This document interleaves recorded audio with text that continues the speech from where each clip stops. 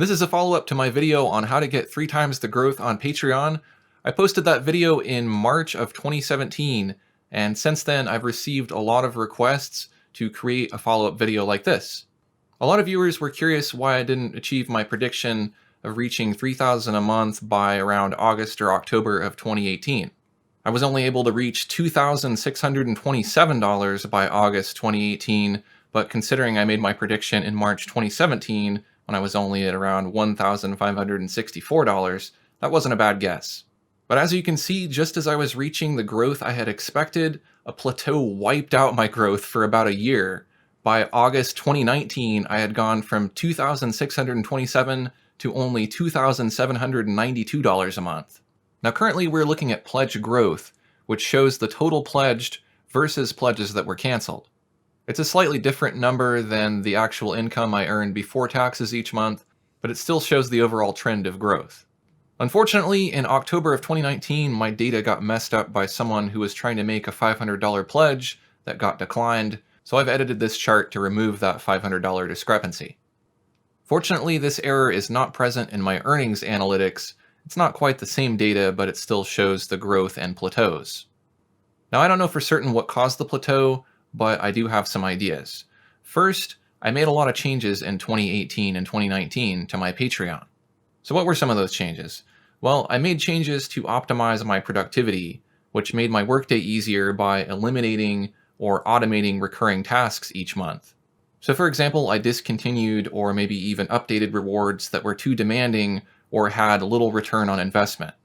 In doing that, I gave myself more time to invest in rewards that are valuable to most of my patrons. Now there was a con to making that change, and that is that it caused upheaval. It upset long-term patrons who were used to getting those rewards that I had changed.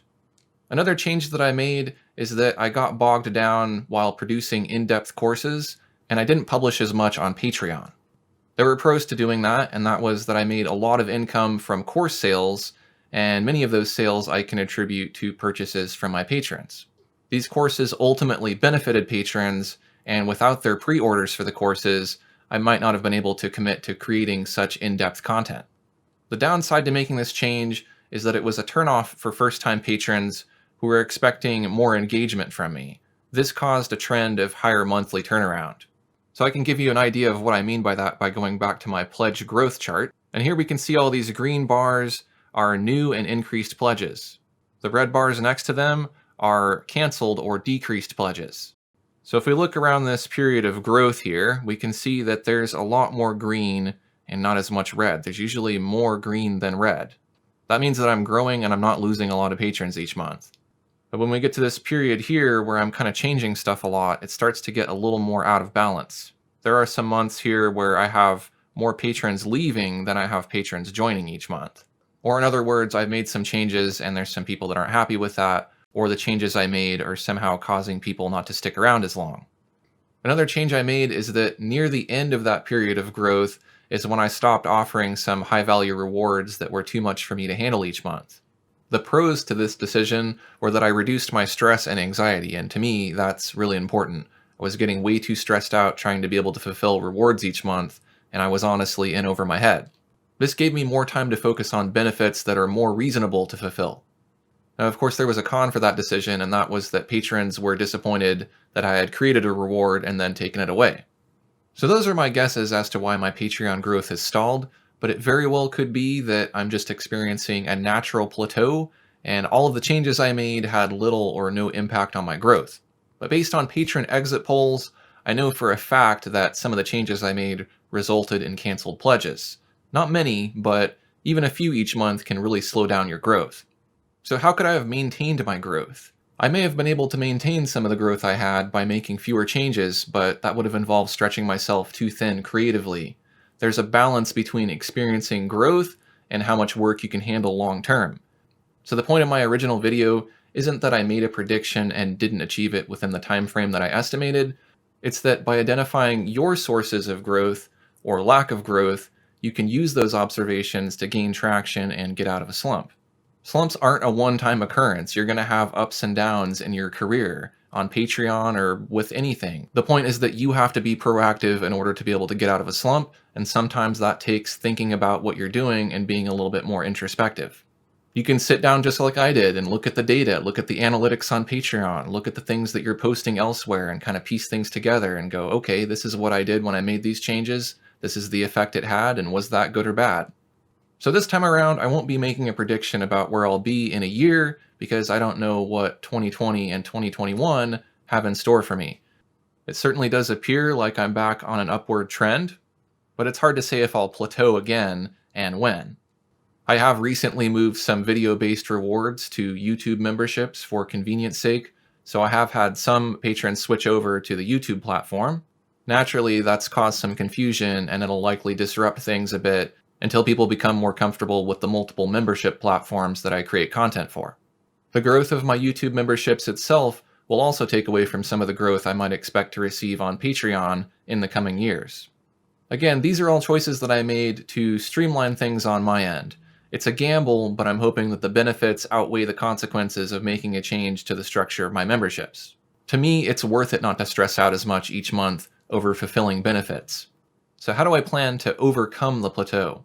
Last year, I started branching out to create content for Photoshop and Fresco users.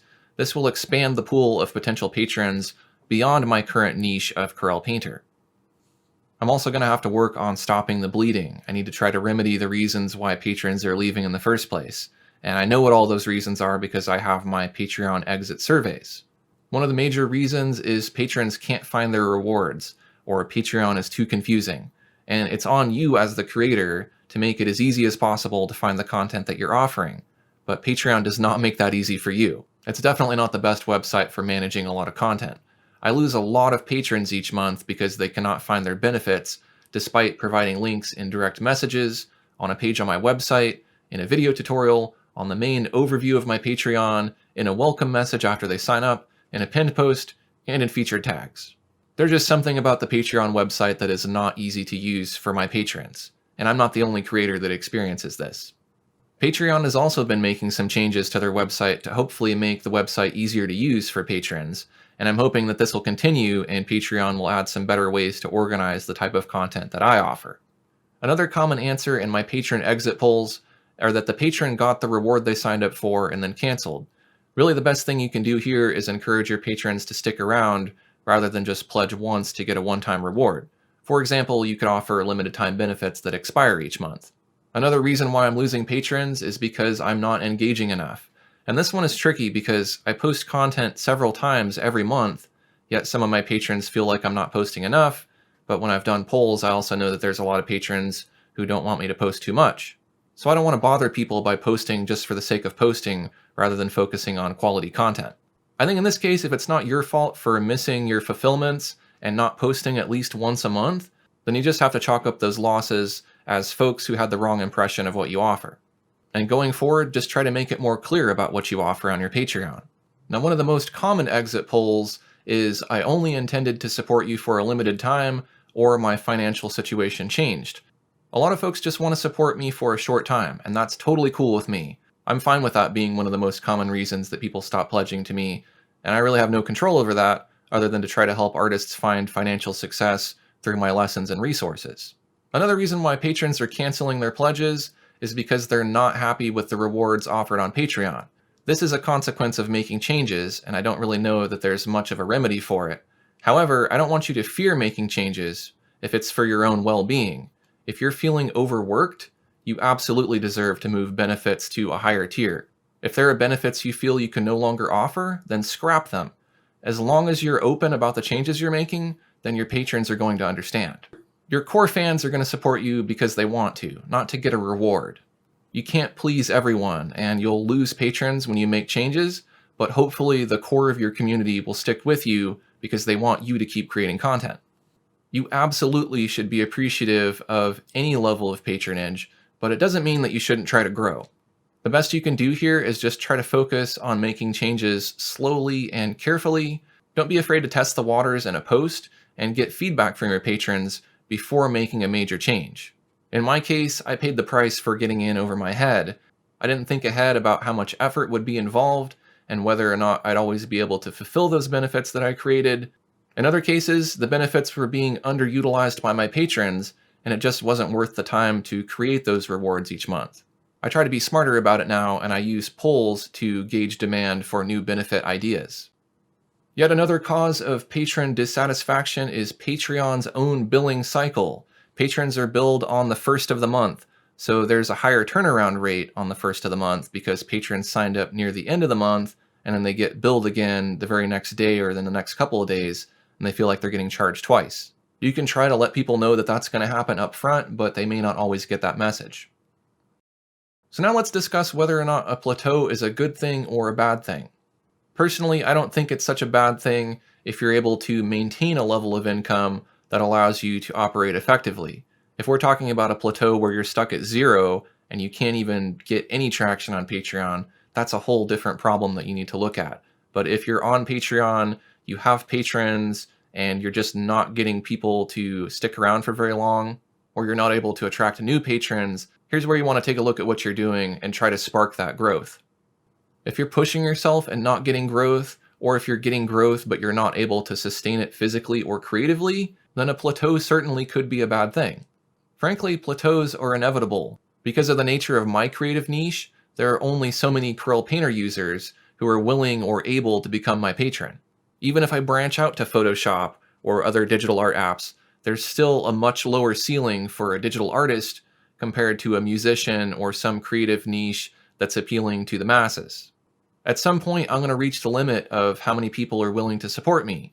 So while I can push through those plateaus in the short term, I'm eventually going to reach the limit of what I can earn on Patreon. I've accepted that, and for that reason, I don't want to put all of my effort into growing Patreon.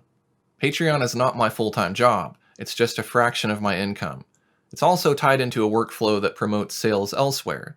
So while you might be disappointed by my slow growth over the last couple of years, if I overlaid a chart showing my growth in course sales, you'd see that a plateau in growth was necessary to facilitate growth elsewhere. The patrons who have been sustaining this plateau also purchase my courses, so while I didn't grow as much in 2018 and 2019, I increased the amount of money I make from my patrons outside of Patreon by producing courses. And that's not to mention that the courses I created also brought in a lot of income from non-patrons as well. So as you can see down here at the bottom of this chart, there's really not a month where I didn't lose at least one patron. Patreon turnover is natural, and as we looked at earlier, I lose patrons for a variety of reasons each month. You should expect a natural fluctuation in growth, like waves on an ocean. And if you rock the boat, don't be surprised if you make a wave. In my case, I was willing to risk losing some growth to make fulfilling benefits more manageable in the long term. What you don't want is to be losing patrons to where you're just going down and down and down until you reach zero. If that's happened, then you've really messed something up and you need to go back and look at why that happened. What did you do on that date that caused you to lose all of your patrons? And if you've made some changes, then I think you'll know. So that ought to give you some idea of how to get out of yet another plateau on your Patreon. But before I end this video, I want to address a comment that I've received quite a few times on my previous video, and that is something along the lines of 3 times 0 is still 0. And these are people referring to having 0 patrons, and even if they have 3 times the growth, they're still not making any money. The problem here is that you're getting way ahead of yourself. You need to build an audience first before you can expect anyone to support you. So let's say 1 to 3% of your audience becomes a long-term patron. Would that number be worthwhile to you? If you don't have an audience, then you're focusing on the wrong task. Sure, it would be great if you could just create a Patreon and people who have no idea who you are would seek you out and give you money. But it doesn't work that way.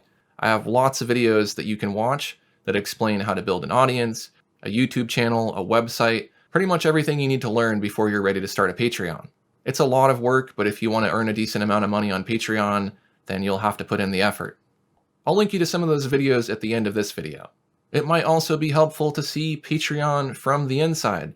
So even if you're not a digital artist, you might consider joining my Patreon at patreon.com/AaronRutton to see how I post content each month. Thanks for watching, and I'll see you next time.